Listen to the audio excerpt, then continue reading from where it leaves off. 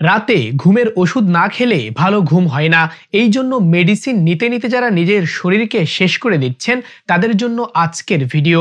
আজকে হাদিস থেকে এমন একটি দোয়া ও আমল শিখিয়ে দিব যে আমল করার মাধ্যমে অনিদ্রা ভাব কেটে যাবে, ঘুমের ওষুধ ছাড়াই প্রাকৃতিকভাবে রাতে ভালো ঘুম হবে।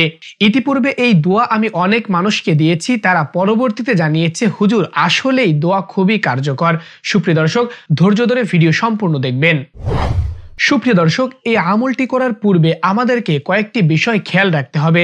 কারণ কূপের ভেতর যদি কোনো মৃত প্রাণী পড়ে, কূপকে পবিত্র করার জন্য আপনি ওইখান থেকে অনেক বালতি পানি উত্তোলন করেন, কিন্তু মৃত প্রাণীটাকে উত্তোলন করেননি, তাহলে কূপ যেমন পবিত্র হয় না, ঠিক তেমনিভাবে আমলটি করছেন কিন্তু অনেকগুলা বিষয় রয়েছে, এইগুলা খেয়াল করছেন না, এইগুলা পালন করছেন না, তাহলে আমল যতই করেন না কেন আপনার রাতের বেলা ভালো ঘুম হবে না।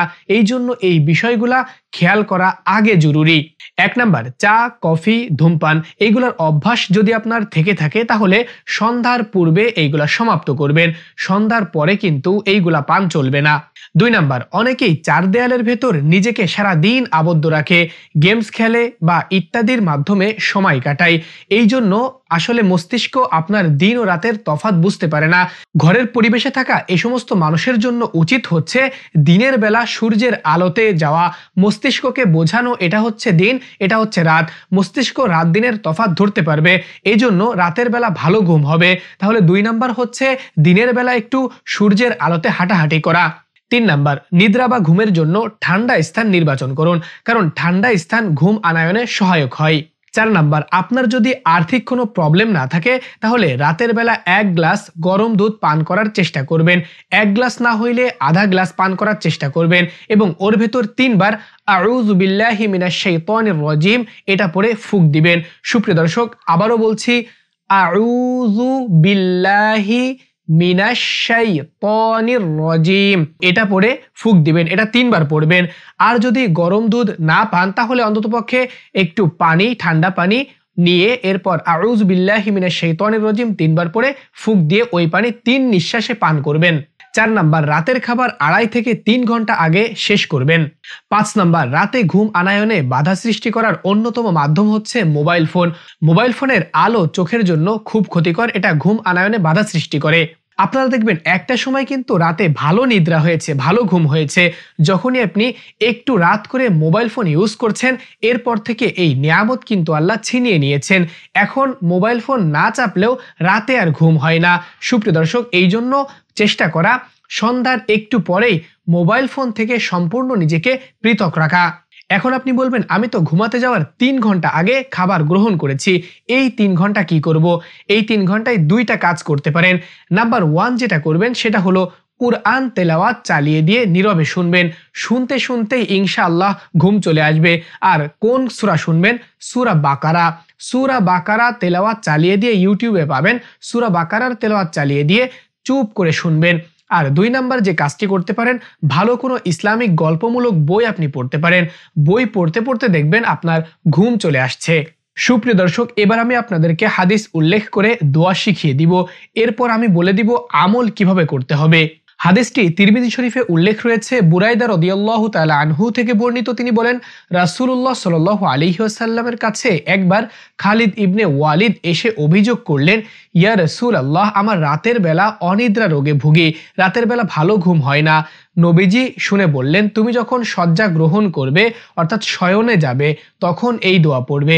আর সেই দোয়াটি হলো আল্লাহুম্মা আল্লাহুম্মা রব্বাস সামাওয়াতিস সাবঈ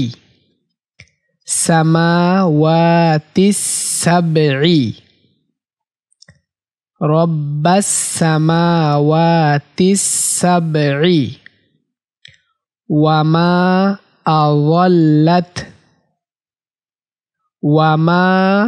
আযাল্লাত পাতলা হবে, ওয়ামা আযাল্লাত ওয়া রব্বাল আরদিনা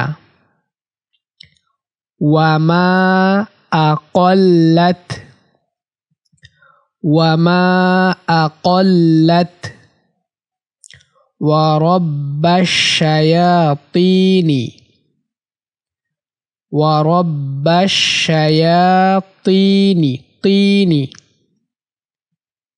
ওয়ামা আযাল্লাত ওয়ামা আযাল্লাত কুন লি জারন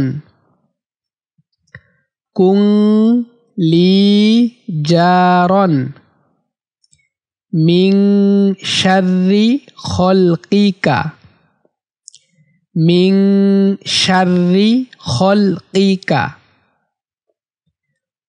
কুল্লিহিম জামিআন কুল্লিহিম জামিআন আইয়াফরুত আলাইয়া আই বলে একটু গুনাহ করতে হবে আইয়াফরুত আলাইয়া আহাদুম মিনহুম আহাদুম মিনহুম আও আইয়াবগিয়া আলাইয়া আও আইয়াবগিয়া আলাইয়া আজ্জা জারুকা জা এবং জিম আজ্জা জারুকা ওয়াজাল্লা সানাউকা এখানে সা ওয়াজাল্লা সানাউকা ওয়ালা ইলাহা গায়রুকা ওয়ালা ইলাহা গায়রুকা ওয়ালা ইলাহা ইল্লা আনতা ওয়ালা ইলাহা ইল্লা আনতা।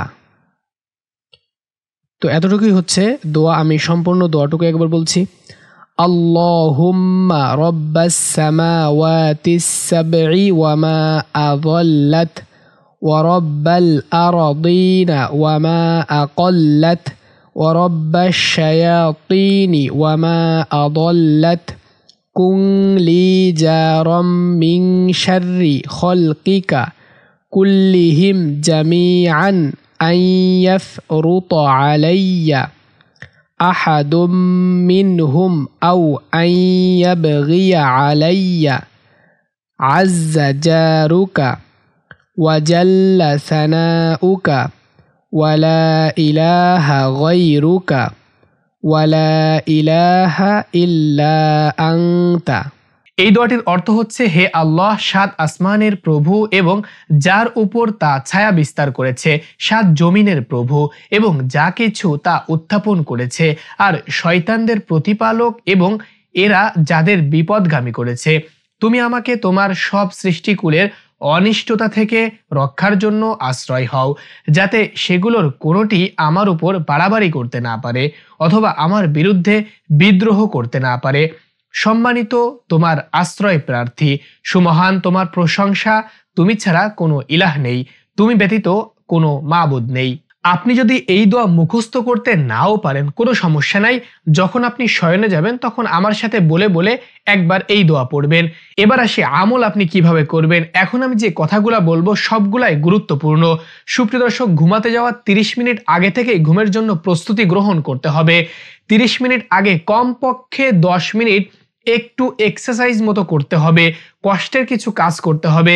তার মানে আপনি উঠবস করতে পারেন, একবার বসবেন একবার সোজা হয়ে উঠবেন, এভাবে উঠবস করবেন।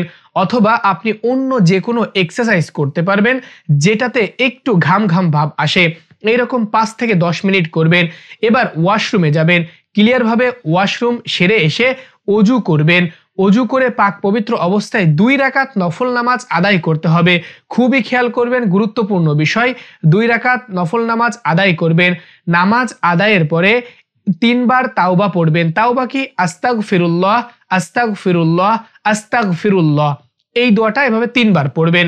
সুপ্রিয় দর্শক, একবার দুরুদ শরীফ পড়বেন। যে দুরুদ শরীফ আপনার মুখস্থ রয়েছে সেই দুরুদটি পড়বেন। সেটা হলো সাল্লাল্লাহু আলাইহি ওয়াসাল্লাম এটা চাইলে পড়তে পারেন, অথবা দুরুদে ইব্রাহিম নামাজের ভেতর যেটা পড়েন যে কোনো একটা দুরুদ শরীফ হলেই চলবে। এবার দুহাত উঁচু করে আল্লাহ রাব্বুল আলামিনের কাছে মাফ চাইবেন।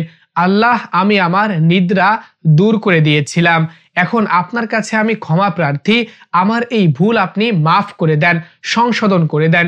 এভাবে আপনি বাংলাতে আল্লাহর কাছে প্রার্থনা করবেন, ক্ষমা চাইবেন, এরপর মোনাজাত সমাপ্ত করবেন আলহামদুলিল্লাহি রাব্বিল আলামিন বলে। এবার আপনি শয়নে যাবেন, তবে খুব খেয়াল করবেন এখনই সেই দোয়া পড়ার টাইম। আমি যে দোয়াটি আপনাকে শিখিয়ে দিয়েছি একটু আগে, আল্লাহুম্মা রব্বাস সামাওয়াতিস সাবঈ ওয়া মা আযাল্লাত, এই দোয়াটি এবার একবার পড়বেন। পড়ে ঘুমের যে দোয়া রয়েছে আমরা সকলেই পারি, আল্লাহুম্মা বিসমিকা আমুতু ওয়া আহইয়া, এটা ঘুমের দোয়া। আমি আবার বলছি, আল্লাহুম্মা বিসমিকা আমুতু ওয়া আহইয়া। এই ঘুমের দোয়া পড়েই ঘুমিয়ে পড়বেন। সুপ্রিয় দর্শক, প্রথম দিন ঘুম নাও আসতে পারে, কয়েকদিন আপনি আমল করলে আমি গ্যারান্টি সহকারে বলতে পারি ইনশাআল্লাহ ঘুম আসবে। কারণ শত শত মানুষ কমেন্ট করছে তাদের ঘুম আসছে শুধুমাত্র এই দোয়ার আমল করার কারণে। আমি এই ভিডিও কিন্তু ইতিপূর্বেও দিয়েছিলাম, একটু বিশদ আলোচনা করেছিলাম, লম্বা হয়ে গিয়েছিল, এই জন্য একটু সংক্ষিপ্ত আকারে ভিডিও দেওয়ার চেষ্টা করলাম। সুপ্রিয় দর্শক, আপনারা সকলে আমল করবেন, এক আল্লাহর উপর বিশ্বাস রাখবেন। অবশ্যই অবশ্যই আজকে থেকে আর কোনো ঘুমের ওষুধ খাওয়ার প্রয়োজন নাই, অটোমেটিকলি ভাবে প্রাকৃতিকভাবে আল্লাহ আপনাকে ঘুম প্রদান করবেন। সুপ্রিয় দর্শক, কথা বলতে বলতে ভিডিওর একেবারে শেষ পর্যায়ে চলে এসেছি। কেমন লেগেছে নিচে কমেন্ট সেকশনে আপনার মন্তব্য জানাবেন। সম্পূর্ণ ভিডিও জুড়ে আপনাদের সঙ্গে ছিলাম আমি হাফেজ মাওলানা সাব্বির হোসাইন। আপনি দেখছিলেন বাহক টিভি ইউটিউব চ্যানেল, বাহক টিভি ফেসবুক পেজ। আসসালামু আলাইকুম ওয়া রাহমাতুল্লাহ।